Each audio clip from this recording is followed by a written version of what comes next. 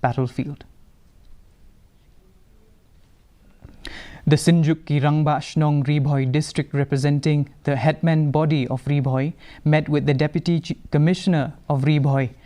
today to urge establishment of the Rehabilitation Center in district to address drug addiction. This initiative, led by its president Bibi Makador, aims to tackle growing issues of drug addiction among local youths. Makador described the meeting a very productive, expressing gratitude to the DC. The DC also assured that the headmen that a rehabilitation center will be established on rental basis initially.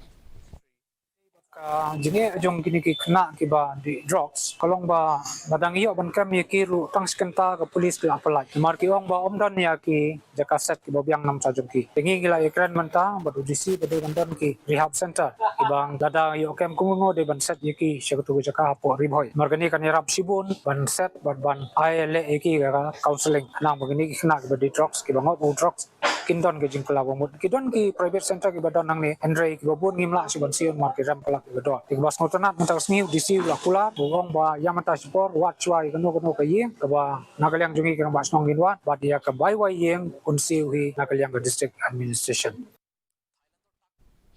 KP Sharma